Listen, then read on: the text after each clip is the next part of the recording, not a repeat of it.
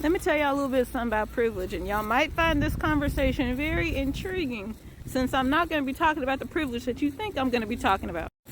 So today I'm going to talk about bank privilege. Yes, I am an unhoused person who has bank accounts. Now, I don't know what some people think, but I can hazard a guess that a lot of people think that all homeless people are in the same position. But I've had my bank accounts since I've been housed, actually.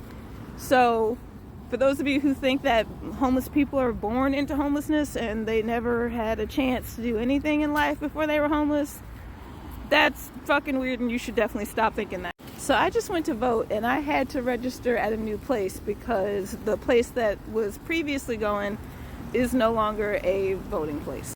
And in the United States, for those of you who aren't familiar, they don't just transfer your stuff over to the nearest polling place. You have to go re-register. That's the whole thing about registering to vote.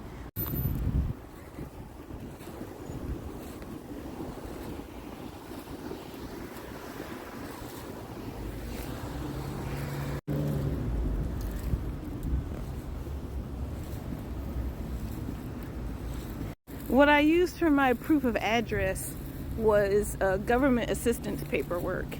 And for whatever reason, government assistance paperwork isn't a valid form of address confirmation. You can use a utility bill, a bank statement, a landlord agreement, but you can't use something that's from the government to verify your address.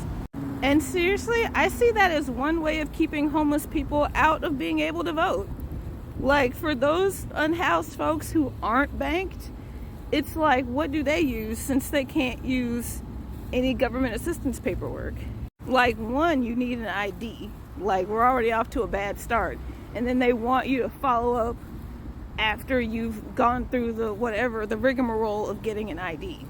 Like, what if you're homeless and you don't have a landlord or utilities or anything like that? Like, it's ridiculous. And people are always asking, if you're homeless, how do you have a phone? Well, you know what? Some homeless people don't have phones. And if you're homeless without a phone and you don't have a phone bill, then what do you use to, like, be able to register to vote? Like, what the fuck? Voting is supposed to be a right, and yet it's something that a lot of marginalized people, including but not limited to homeless people, are locked out of. And this is something that we definitely need to raise awareness about.